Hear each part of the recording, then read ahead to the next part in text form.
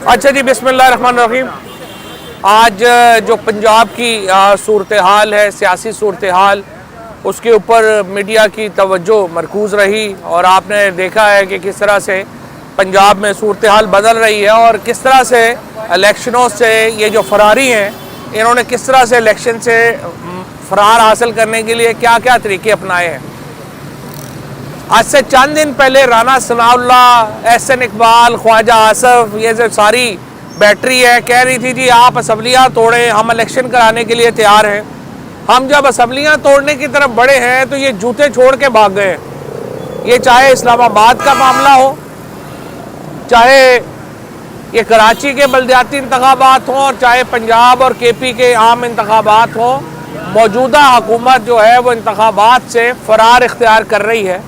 पार्लिमानी जमहूरियत जो है वो वोटों के ऊपर है और अवाम के वोटों से जो जमातें भाग रही हैं उनको हुकूमत करने का कोई हक हासिल नहीं है।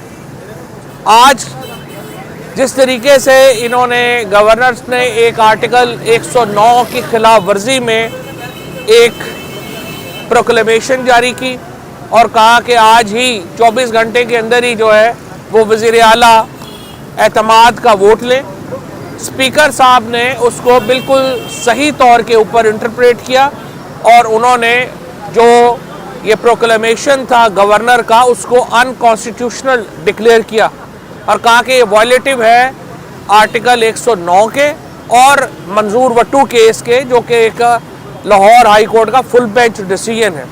लाहौर हाई कोर्ट के फुल बेंच फैसले में कहा गया है कि गवर्नर मिनिमम कम से कम 10 दिन का वक्त देगा जब भी वो एतमाद के वोट का कहेगा। इन्होंने नो कॉन्फिडेंस मूव जो है वो लेके आए हैं, उसके ऊपर कल से कार्रवाई शुरू हो रही है। अब से थोड़ी देर पहले मुस्लिम लीग कायदे आज़म के पार्लिमानी मीटिंग ख़त्म हुई है, मोहम्मद साहब से मेरी बात हुई है।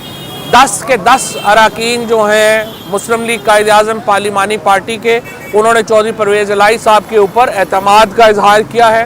कल हमने शाम को पार्लिमानी पार्टी जो पाकिस्तान तहरीक इंसाफ है उसका इजलास रखा है। 177 मेंबर जो इस वक्त पाकिस्तान में मौजूद हैं वो उस इजलास में शिरकत करेंगे और 187 मेंबरान की इस वक्त हमायत हासिल है चौधरी परवेज़ इलाही साहब को, स्पीकर सब्तैन साहब को और डिप्टी स्पीकर वासिक क़य्यूम को। लिहाजा ये जो करारदादें लेके आए हैं इनकी कोई हैसियत नहीं है क्योंकि इनके पास नंबर नहीं है। ये बात अलबत्ता बड़ी तशवीशनाक है।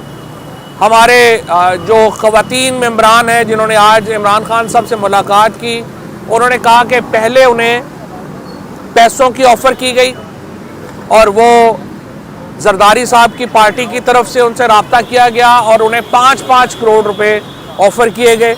मैं सिंध के अवाम को ये कहना चाहता हूँ, ये आपका पैसा है जो पंजाब में हॉर्स ट्रेडिंग के ऊपर ख़र्च करने की कोशिश हुई है और की जा रही है। मैं अपने MPs को सलाम पेश करता हूँ जिन्होंने इन ऑफ़र्स को रिजेक्ट किया। उसके बाद ज़्यादा तशवीश इस बात की है कि आज MPs ने इमरान खान साहब को ये बताया कि उन्हें कुछ फ़ोन गए हैं मुल्तान में और लाहौर में कि आप एब्सटेन करेंगे, आप गायब रहेंगे, वोट ऑफ कॉन्फिडेंस है, और उसको भी उन्होंने मुस्तरद कर दिया।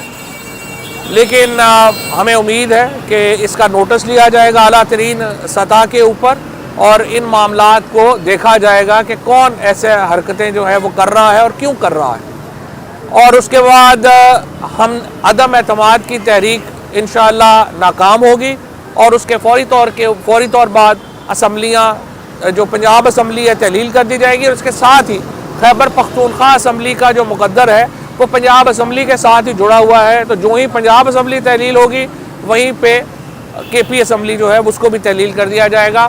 आज हमने इस हवाले से और अहम फैसले भी किए हैं और लाहौर की और हमारी जो सेंट्रल पंजाब की तंजीम है उन्होंने अहम फैसले किए हैं, वो मैं हमाद अज़हर साहब से कहूँगा कि उस पर भी बताएँ ज़रा। बिस्मिल्लाहिर्रहमानिर्रहीम। सबसे पहले तो ये कि ये जो पूरे मुल्क के अंदर एक तमाशा लगाया गया है और जिस तरह मारवाए आइन पंजाब असम्बली को मजाक बनाने की कोशिश की जा रही है, यहाँ पे पाकिस्तान तहरीक इंसाफ के मैंडेट की तौहीन करने की कोशिश की जा रही है, जिस तरह टेलीफोन कॉल्स आ रही हैं हमारे MPs को और जिस तरह जरदारी राज के जो पैसे हैं वो अब पंजाब के मामलात के अंदर लगाने की कोशिश की जा रही है, पहले भी कोशिश की थी, नाकाम होकर मुँह छुपाते हुए रात के अंधेरे में वापस चले गए थे। तो अवाम जो है वो इस पर खामोश नहीं रहेगी।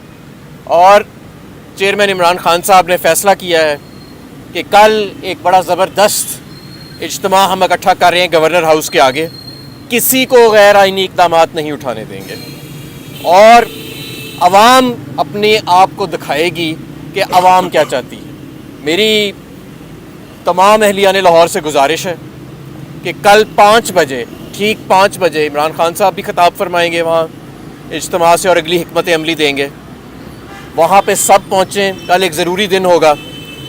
ये मुल्क इसलिए नहीं बना था कि यहाँ पे इस तरह का मजाक उड़ाया जाए इदारों के साथ। ये मुल्क इसलिए नहीं बना था कि जब जिसके दिल चाहे घर में घुस जाएं, जब जिसका दिल चले जिसको उठा के ले जाएं, जब दिल चले, जब दिल करे किसी के ऊपर इस तरह के इल्ज़ामात लगाना शुरू कर दें। तो अवाम जो है वो बहरहाल उसने अब अपना अवाम सुओ मोटो एक्शन लेगी और कल हम इंशाअल्लाह ताला पहुँचेंगे 5 बजे। पाकिस्तान तहरीक इंसाफ की लाहौर की सारी तंजीम जो है वो तैयारी पकड़े, अभी हम सारे उनसे राब्ते शुरू कर देंगे और एक इंशाअल्लाह ताला भरपूर तरीके के साथ अवाम खामोश तमाशाई नहीं बनेगी इस सारे एक्शन के अंदर। बहुत हो गया, गोलियां भी चला के देख ली, अरशद शरीफ भी इस दुनिया से चला गया, लोगों की इज़्ज़तें भी उड़ा के ले गए, लोगों के घरों में भी घुस गए। आज़म स्वाति अभी भी हिरासत में है। इमरान खान की FIR नहीं कटी, आज़म स्वाति पे 45 FIR कट गई। हालांकि आज़म स्वाति जो है वो तलबगार है इंसाफ का। तो अब ये मामलात ऐसे नहीं चलेंगे, अब हमें खुल के शायद बातचीत करनी पड़ेगी और इंशाअल्लाह ताला कल का जो इमरान खान साहब का खिताब होगा गवर्नर हाउस लाहौर के सामने वो बड़ा अहम खिताब होगा। कारकुनान तैयारी करें, अवाम तैयारी करें। इंशाअल्लाह ताला वहाँ पे हम लाइटिंग का और स्क्रीन्स का वसी इंतज़ाम करेंगे। हमारे रज़ाकार जो हैं वो वहाँ पे मुकम्मल तौर पे सिक्योरिटी की ड्यूटी पे तैनात होंगे। आइन और कानून में इसकी इतनी की गुंजाइश मौजूद है जितनी गुंजाइश आसफ जरदारी साहब के इक़दामात की है। देखिए, आइन बड़ा वाज़ेह है। स्पीकर ने एक रूलिंग दी है, अगर आपको स्पीकर की रूलिंग पसंद नहीं है आप जाके कोर्ट में चैलेंज करेंगे। ये तो कोई, मैंने कल भी कहा था, ये कोई फैसलाबाद या नारोवाल का कोई कॉर्नर प्लाट तो नहीं है ना जिसपे एहसन इकबाल या राना सना जाके कब्जा कर लेंगे। ये एक आइनी प्रोसेस है, आपने आइनी प्रोसेस लेना है। और कल अगर वफाकी हुकूमत की तरफ से इक़दाम होंगे, हमाद अजहर साहब ने बता दिया है, अवाम निकलेंगे, फिर अवाम और ये मामला थे। स्पीकर साहब ने ख़त लिखा है, मैं जहाँ तक मैं देख रहा था, अगर स्पीकर साहब ने सदर साहब को ख़त लिखा तो उनका मिसकंडक्ट के ऊपर कार्रवाई भी शुरू हो सकती है गवर्नर के ख़िलाफ़, गवर्नर को हटाया भी जा सकता है और अगर गवर्नर ने ये हद क्रॉस की तो उन पर आर्टिकल 6 का केस भी हो सकता है। और ये अब देखा जाएगा कि आइन ने जो हदूद मुकर्रर की हैं हर इदारे के लिए भी और गवर्नर के लिए भी और वफाक के लिए भी, उनको जो क्रॉस करेगा उसके ऊपर फिर अब आर्टिकल 6 लगेगा।